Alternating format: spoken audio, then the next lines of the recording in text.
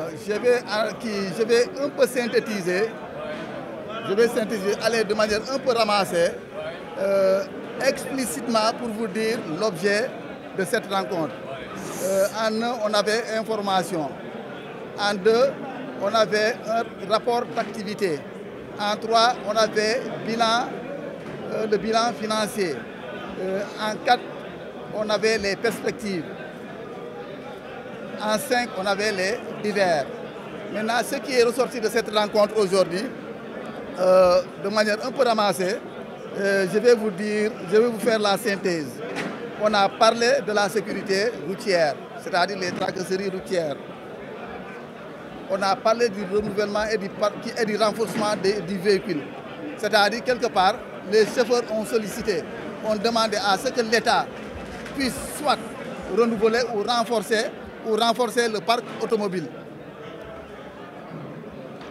On a parlé de la mutualisation des chauffeurs, c'est-à-dire créer une mutuelle de santé à l'échelle nationale pour les chauffeurs et transporteurs du Sénégal.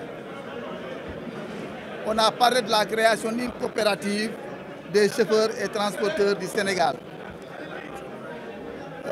Nous sommes allés du point de vue organisationnel pour dire qu'il y avait un moment les 25 milliards qui étaient octroyés aux chauffeurs et transporteurs. On a demandé la question et on a sommé au président actuel, le président Damlo, d'aller mener des investigations pour voir où en est les 25 milliards qui étaient donnés aux chauffeurs et transporteurs en guise de subvention au carburant.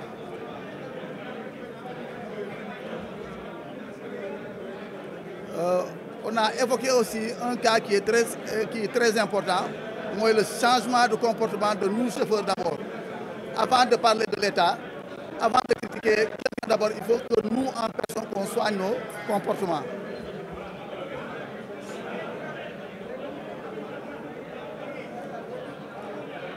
Il y a le rapport que nous, présidents régionaux, qu'on doit effectuer de temps en temps, présenter au président de la gare qui est au bureau national, un bilan trimestriel. Chaque région doit se réunir tous les 3 mois, déposer ses rapports auprès du président national Damlo, qui est en train d'abattre un travail très extraordinaire du point de vue formalisation de cette organisation, de cette mise en place de cette organisation. On a aujourd'hui le récépissé, le registre de commerce, on a la carte import-export, on a la carte de commerçant, on a le NINEA, on a tout et tout et tout. Donc aujourd'hui, nous sommes dans les dispositions de conquérir, de mettre en place une très grande banque de la place pour les chauffeurs et transporteurs de ce Sénégal. Nous sommes dans cette voie. Et aujourd'hui, quelles sont les priorités auxquelles vous souhaiterez que l'État qui est aujourd'hui en place puisse apporter des solutions? Les priorités, j'ai quelque part parlé de ça. Je suis allé de manière un peu ramassée pour dire nos priorités, c'était ça. C'est-à-dire la capacitation d'abord de ces chauffeurs et transporteurs, de la mutualisation de nous chauffeurs et transporteurs. C'est-à-dire qu'il faut que l'État en amont nous accompagne et nous encadre par rapport à notre vision. C'était ça de manière un peu ramassée. Bon, ça c'est une priorité de notre secrétaire général Alassane Ndoye qui, nuit et jour, est au chevet de ces chauffeurs et transporteurs. Il n'y attend personne.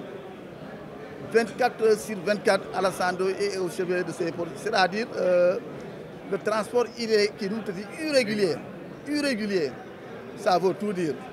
Si on parle de Wargaïndé, tu vas, comment on peut dire ça en français, tu t'assois sur un lion. Là, c'est une contradiction. C'est ça le Wargaïndé en réalité. So waré ben gaïndé daf lay rey. C'est ça. Aujourd'hui aussi, il y a le renouvellement du transport qui est une priorité pour le moment. Quel commentaire faites-vous par rapport à ce niveau-là? Bon, là, c'est des questions d'appréciation. Le président national, le bureau national a des ambitions pour conquérir d'autres véhicules, à l'image de Aftou. Bon, Aftou a mis à la disposition des véhicules flambant neufs.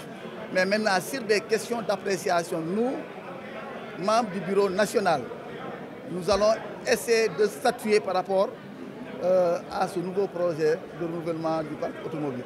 Les transporteurs de AFTU, par rapport au régime sortant, il y avait trop de laxisme. Maintenant, les membres de ce secteur demandent la régularisation même du secteur avec l'avènement du nouveau gouvernement. Quelle perspective?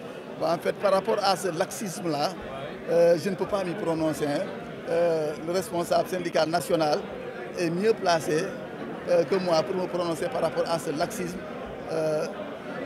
qu'a subi les responsables, des contrôleurs de AFTU et consorts. Maintenant, une dernière question. L'honorable député Alassane Nder était presque le seul qui défendait les intérêts du secteur des transports à l'Assemblée nationale. Et avec le régime sortant, on a l'impression que ces politiciens vous utilisez. Maintenant, comment comptez-vous vraiment aller à l'Assemblée nationale massivement pour représenter le secteur des transports, s'il le faut, au niveau même des collectivités locales? Est-ce que vous y êtes ou pas? Bon, on ne va pas dévoiler nos perspectives. Quand on dit perspective, on dit tout. Il y a le renouvellement, on tend vers des élections de représentativité, des élections législatives, des élections locales. Mais tout dépendra de nos appréciations. Lui, c'est un politicien émérite, un responsable syndical émérite. Maintenant, s'il nous appelle autour de la table, toutes ces idées-là, on va discuter ensemble, voir quel est le mécanisme, quels sont les mécanismes qu'on va mettre en place pour aborder cette question très pertinente.